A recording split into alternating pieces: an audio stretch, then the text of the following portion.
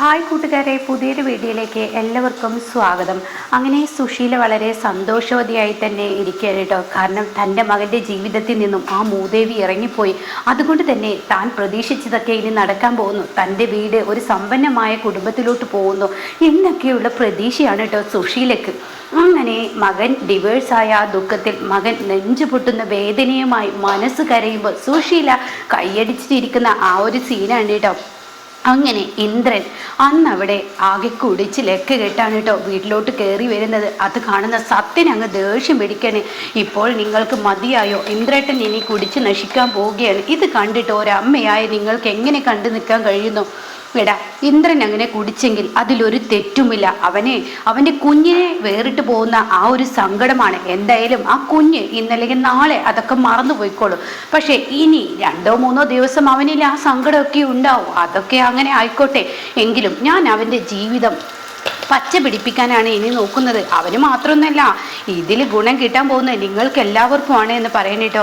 ഇത് കേൾക്കുന്നതിനോടുകൂടി ഉടൻ തന്നെ സത്യം പറയണേ, നിങ്ങൾ ഒരുപാട് പ്രതീക്ഷ കൊടുക്കേണ്ട. സച്ചി സാറ് നിങ്ങൾക്ക് അങ്ങനെ ഒരു വാക്ക് തന്നു. അതെന്താ എനിക്ക് വാക്ക് തന്നില്ല എന്ന് നിന്നോട് സച്ചി സാറേറ്റ് പറഞ്ഞോ? എടാ, നീ എന്ത് വിചാരിച്ചാലും സുശീല ഒരു കാര്യം തീരുമാനിച്ചിട്ടുണ്ടെങ്കിൽ ഇന്ദുവിനെ ഞാൻ എൻ്റെ മകനെ കല്യാണം കഴിപ്പിക്കാം എന്ന് ഞാൻ മനസ്സിൽ നിശ്ചയിച്ചിട്ടുണ്ടെങ്കിൽ അത് നടത്താനും എനിക്കറിയാം.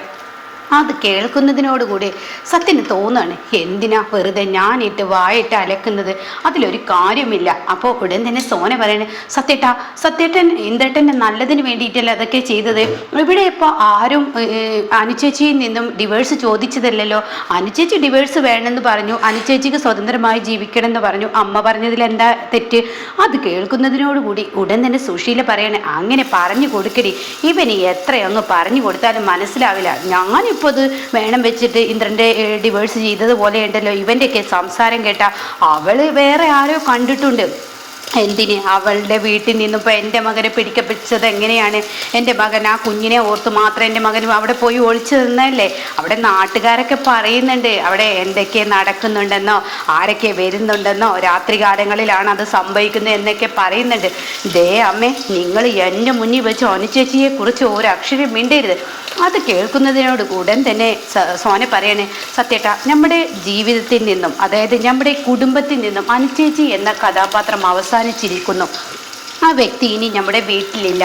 നമ്മുടെ വീട്ടിലില്ലാത്തവർക്ക് വെറുതെ എന്തിനാ അങ്ങനെ സംസാരിക്കുന്നത്? സത്യേട്ടന് അതിലെന്താ കാര്യം? ഇന്ദ്രേട്ടന് വേണ്ടാത്ത ബന്ധം എന്തിനാണ് സത്യേട്ടനെ?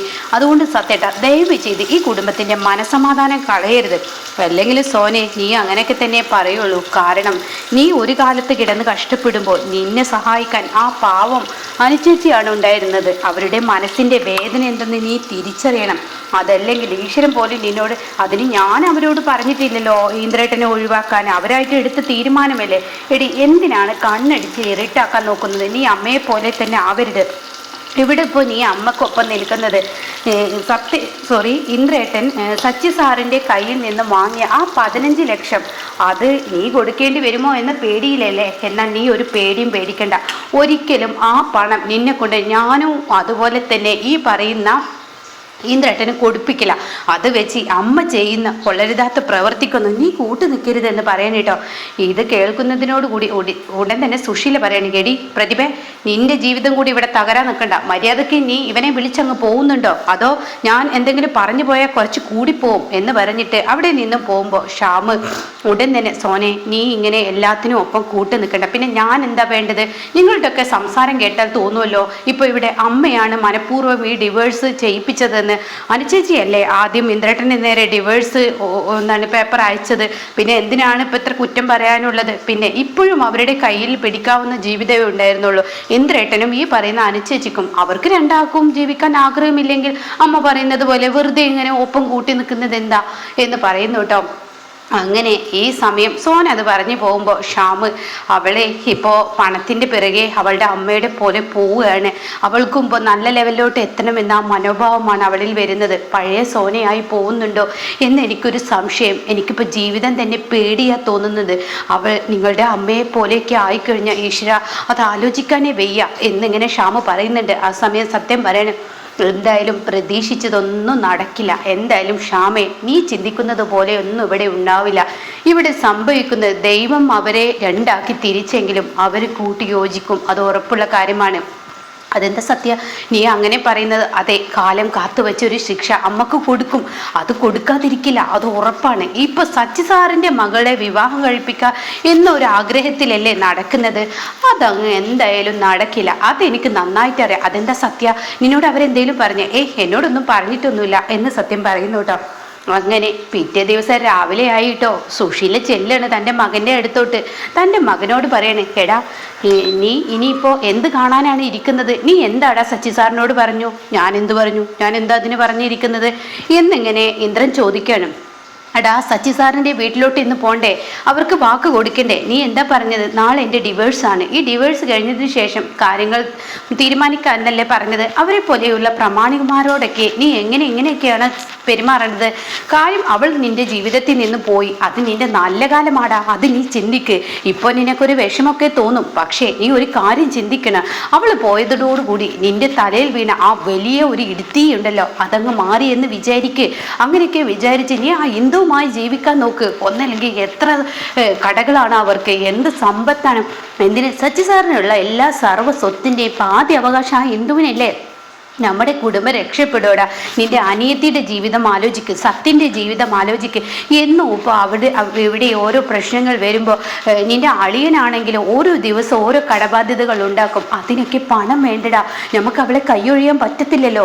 അതുകൊണ്ട് നീ വാടാ എൻ്റെ കൂടെ എന്നിങ്ങനെ പറയുമ്പോൾ ഉടൻ തന്നെ അവിടെ ഇന്ദ്രൻ പറയണേ, നിങ്ങൾ എന്താച്ച വെച്ച് ചെയ്തോളൂ, ഞാൻ ഇതിൽ സംസാരിക്കാനുമില്ല, ഞാൻ പറയാനുമില്ല, നിങ്ങളുടെ ഇഷ്ടം പോലെ കാര്യങ്ങൾ നടക്കട്ടെ എന്ന് ഇന്ദ്രൻ സുശീലയോട് പറയുന്നു കേട്ടോ.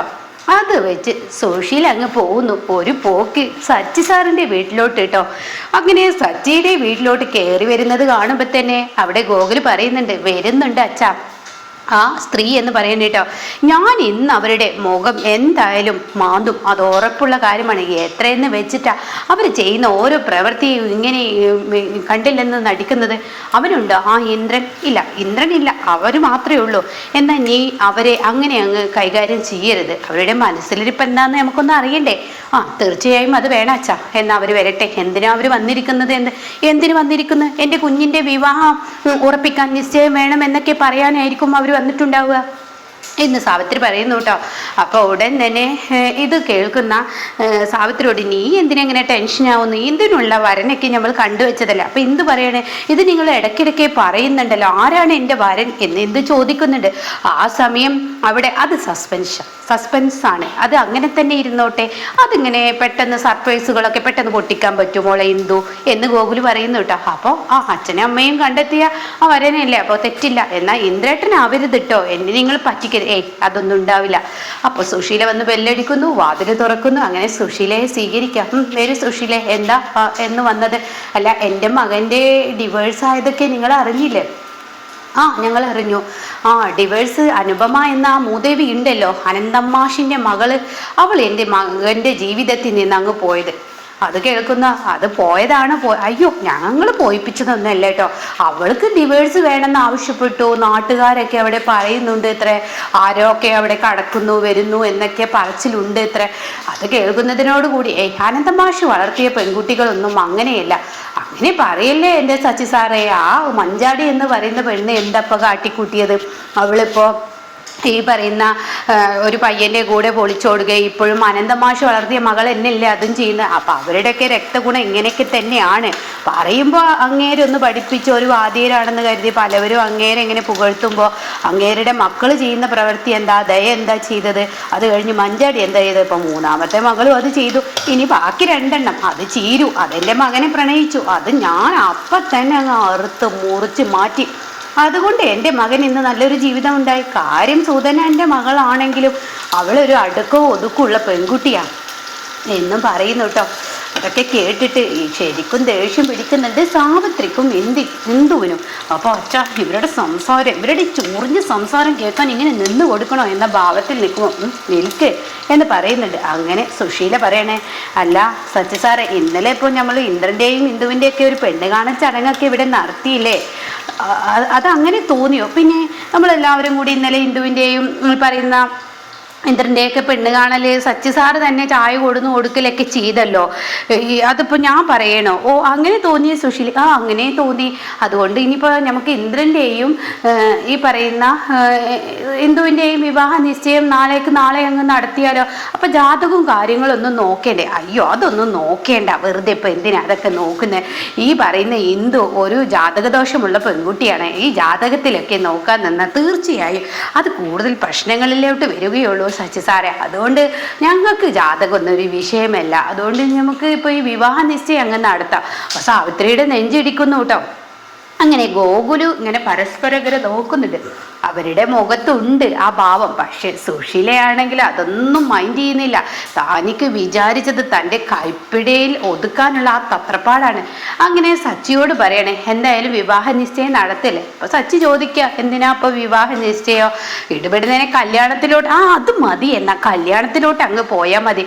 അല്ല ഇന്ദ്രൻ വന്നില്ലല്ലോ, ഇന്ദ്രന്റെ തീരുമാനം അറിയാനാണ് ഞങ്ങൾ കാത്തിരുന്നത്. ഇന്ദ്രൻ എന്നോട് പറഞ്ഞു അമ്മ പോയിട്ട് കാര്യങ്ങളൊക്കെ നടത്തിക്കോന്ന്. അവനിപ്പോൾ കാര്യം എന്ത് പറഞ്ഞാൽ അവൻ്റെ കുഞ്ഞിനൊരു അച്ഛനില്ലാതായി പോവില്ല. ഇതിൻ്റെ ഒരു സങ്കടം അവനുണ്ട്.